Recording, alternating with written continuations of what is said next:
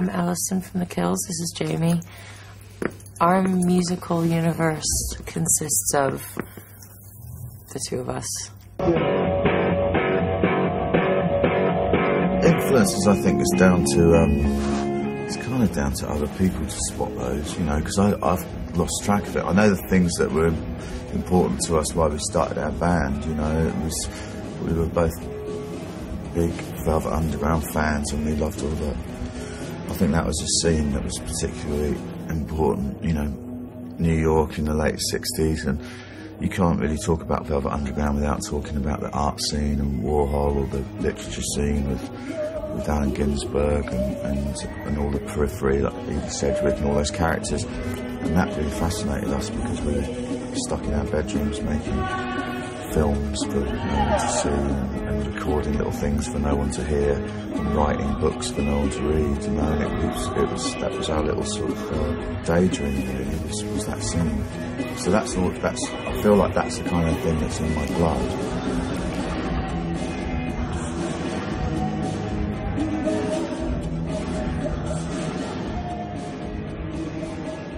You know, it's like a weird moment to go on stage. It's still really extremely private.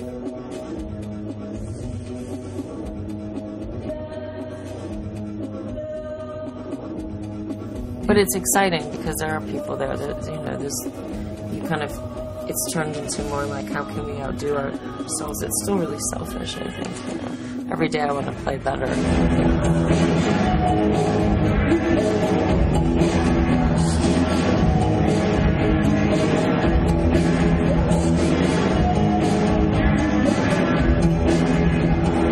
You don't start a group to stay locked in your bedroom, you know. The idea is that you play to people, and no matter how, even if you don't want to be the biggest band in the world and you're happy being some sort of cult underground thing, you still have that same sort of hierarchy of ambition, that you play one week in front of 100 people and the next week you want there to be 200 people, and then after that you want there to be 500 and then 1,000, you know, you want more people to come. So you always have that. I think it's rare that someone genuinely starts a band and doesn't want to be heard.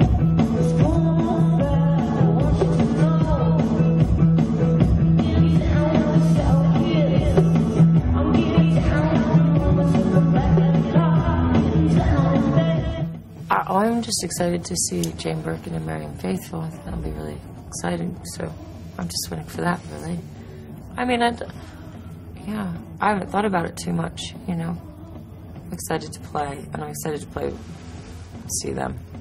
It'd be great. I have a lot of respect for people that have come before, and especially those that are still working and still doing it, still coming up with new things. I think they deserve a lot of respect, and I find it fascinating. You know, they started at a totally different time. The world was different. People were different. Yeah. I mean, I think those two in particular represent something incredible, because they came out of a generation where women were mostly sort of perceived by their sexuality, and like, you know, Marianne Faithfull and Jane Birkin were both. People sort of traded them on that in a way, as kind of sex symbols, I suppose you call it. I don't know, but they've completely transcended that now. You know, they're sort of completely beyond that, and they've rubbished that whole sort of theory, and they've become something quite iconic as musicians, or as you know, people. Yeah, artists and icons. I think it's perhaps easier for women these days in music, because they don't. It's not so much of a that boys' world, you know. I've never felt like it's a boys' world in music. I've never had that kind of thing. Like, I felt like I couldn't do something, or that, you know. I didn't even know until now that this was a sort of female-orientated show. It just seemed like a bunch of good bands, you know. Tell by the dressing room doors. And now, yeah, it makes sense now. I hadn't thought of it. I didn't realise. Feel good, Jim? I have never done it before, ... but why not? I've never jumped out of an airplane. There's no reason why not. I'm going to do that at some point. Maybe next month. The most inspiring moment of the day for me, generally, midnight is the moment for me. It just has so many connotations still, you know. And it's when we made our record, we were starting at midnight and working through the night, and I just love that moment, that time of the day or night, or however you want to call it. Because it's just not punctuated with the same stupidity that the day is. You know, the day is always cut up and punctuated by breakfast or the postman coming round or the phone ringing or, you know, people coming to visit and lunch and dinner and things like that, and shops closing and opening. But after midnight, it's none of that. It's just like a runway and a jet. And just go.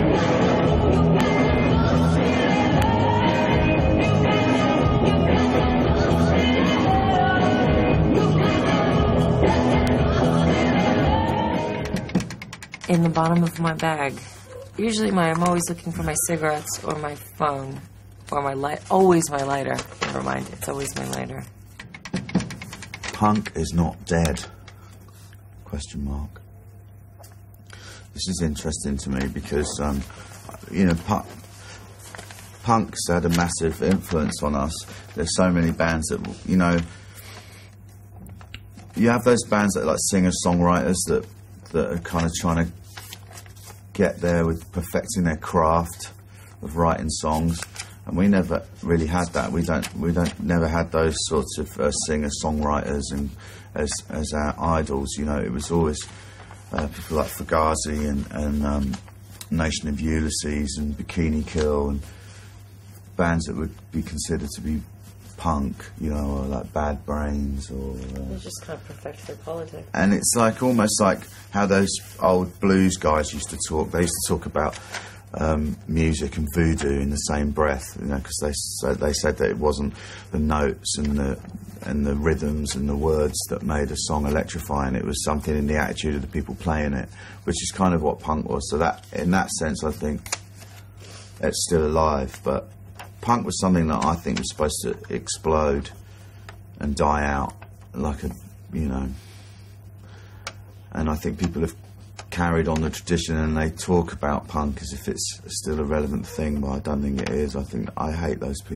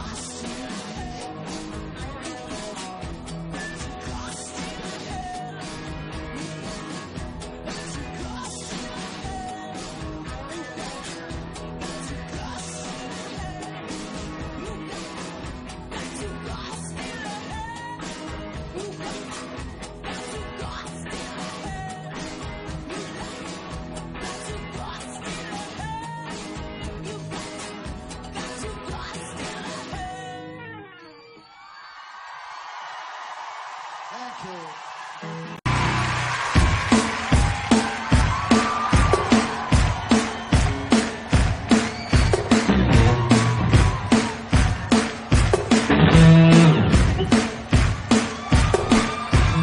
going on fire, I want you to know. The spirit's alive, I want you to know.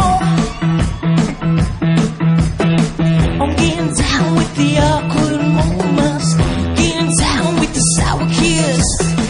I'm getting down with the rumors in the back of the car, getting down with it.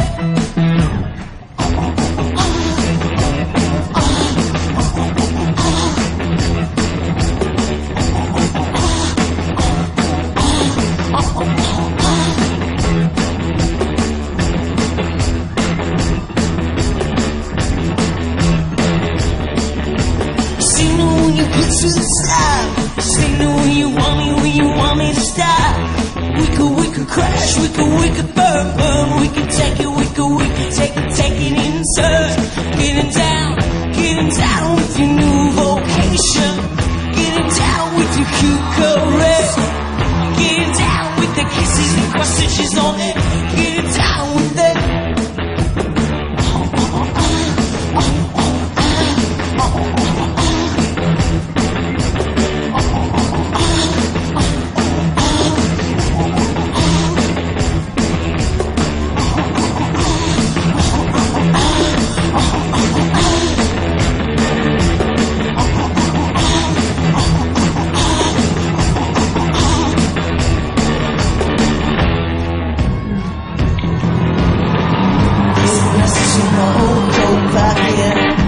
Spirit's alive, I want you to know.